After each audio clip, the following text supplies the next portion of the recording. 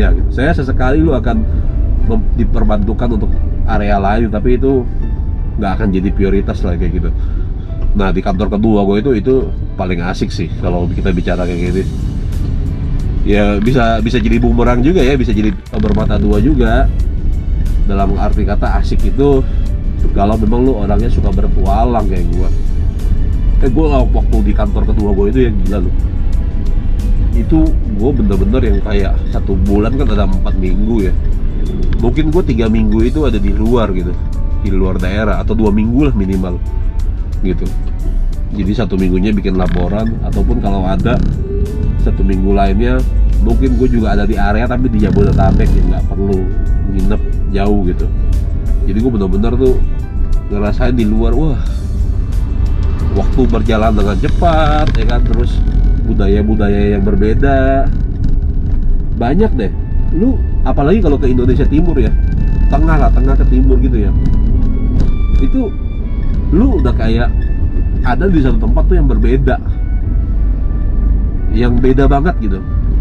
Bukan berarti di Sumatera juga sama kayak Jawa, enggak ya, di Sumatera juga ada beda, tapi gue ngerasain benar-benar perbedaan yang signifikan tuh ketika lu udah ke daerah Sulawesi. Kalau Bali kita nggak usah ngomong, udah pasti beda lah ya budayanya. Nah di situ gue ngerasain benar-benar keragaman. Nah jadi balik lagi kayak yang tadi, bahwa kerja itu tuh kadang-kadang tidak melulu soal penghasilan lu berapa, gaji lu berapa uang yang lu save gitu, tapi kerja juga tentang bagaimana lu belajar pengalaman-pengalaman yang sebenarnya lu akan sulit dapatkan ketika lu hanya punya usaha sendiri gitu. Ketika lu hanya ya nggak difasilitasi oleh kantor lu gitu. Jujur aja gue mungkin bawa mobil udah lama ya, bahkan sebelum gue kerja gue udah bisa bawa mobil gitu, tapi ketika di tempat kerja gitu gue baru ngerasain, oh gue harus nyetir sampai ke misalnya Sukabumi dari Jakarta gitu.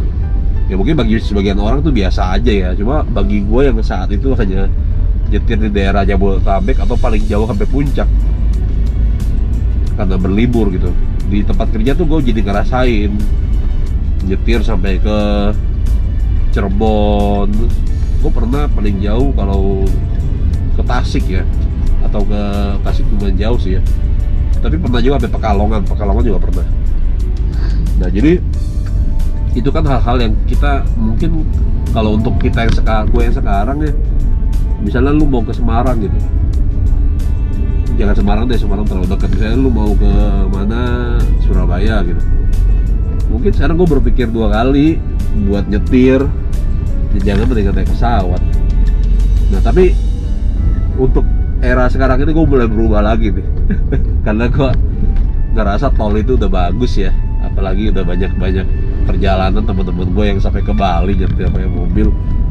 Gue jadi mulai kepikiran juga. Nah gue sempet diskusi sama teman-teman gue yang tidak pernah kerja di kantor, yang memang dia dari awal punya usaha. Bagi dia itu bahkan nyetir dari Jakarta ke Tangerang ke Jakarta aja tuh dia kadang-kadang males.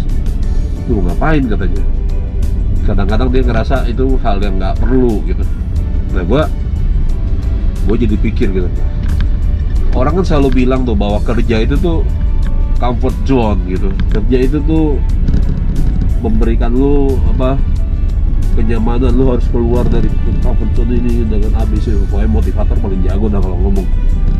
Tapi akhirnya gue berpikir, gue mencapai pada satu kesimpulan, jangan-jangan tuh teman-teman yang punya usaha dari muda, yang udah punya privilege, punya usaha dari orang tuanya, itu comfort zone yang lebih comfort daripada kerja di perusahaan, di company.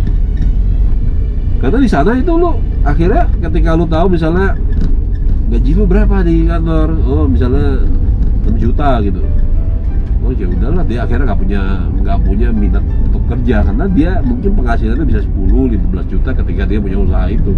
Tapi dia lupa usaha itu tuh bukan usaha yang dirintis oleh dia. Sehingga itu menurut gua itu privilege yang comfort zone yang lebih comfort daripada kantor. Karena di kantor itu lu tuh banyak juga trik-trik yang sebenarnya membuat lu tidak comfort, tidak nyaman juga di situ. Ya, tapi hal-hal kayak gini ya, kalau orang Medan bilang tuh susah ngomong lah. Susah dibicarakan, karena pengalaman kita kan belum tentu sama dengan pengalaman orang lain gitu. Bahkan di kantor gue itu dulu gue memposisikan diri sebagai seorang Anton.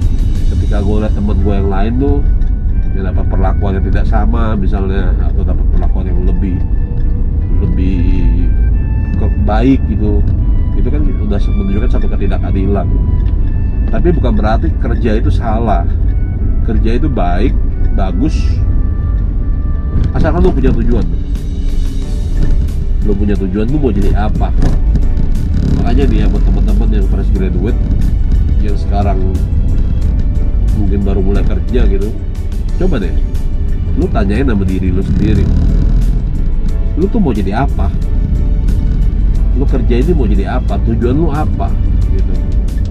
Satu hal yang gue syukuri pada saat itu, gue ngambil S2 sehingga gue bisa pindah ke perusahaan kedua gue dengan title yang lumayan bagus. Tapi gue bukan berarti gue bilang semua harus ambil S2 ya.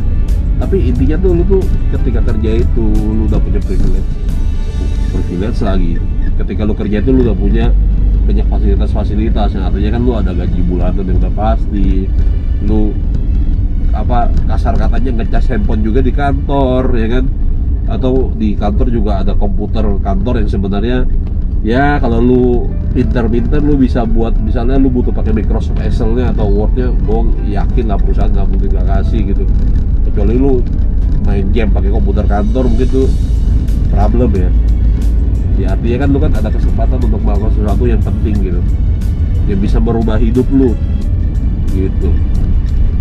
Waktu gua bikin tesis itu di kampus gua sesekali sempat gua ngeprint pakai printer kantor juga. Gua tahu sih itu sih nggak benar gitu, tapi makanya gua juga nggak berani ngeprint banyak-banyak. Kadang-kadang tuh kayak cuma kurang 1-2 lembar, ya udahlah numpang ngeprint nggak apa-apa lah gitu. Toh gue yakin juga kantor gue juga pada saat itu nggak akan keberatan. Nah intinya gitu sih, buat temen-temen yang sekarang jadi fresh graduate atau sedang bekerja baru, coba tanyain deh buat diri sendiri, what do you want? Lu mau jadi apa? Kalau lu mau jadi apa, lu udah tahu jawabannya. Naik ke pertanyaan kedua, sudahkah lu mengarah ke arah situ? Jangan sampai ternyata lu udah bilang lu mau jadi A, tapi lu malah makin mengarah ke Z gitu. Ya sesekali nggak ada salahnya lu coba, karena lu gajian ya kan. Gua waktu SMA dengar teman-teman gua pergi ke Holy Wing. Zaman ini kan Holy Wing ya, kalau zaman dulu kan gua kan nggak ada Holy Wing. Ada sih tapi nggak seperti sekarang gitu. Tapi gua juga nyoba, maksudnya ya waktu SMA kan gue kan anak baik gitu, nggak pernah pergi ke sini-sini. Tapi setelah ini gue mau coba lah, itu hal sah-sah saja gitu. Yang penting lu coba. By the way gue udah sampai ya. Ini usaha gue ketahuan dong, toko bangunan. Ya udahlah, sampai di sini dulu videonya. Sampai ketemu di car vlog berikutnya. Bye bye.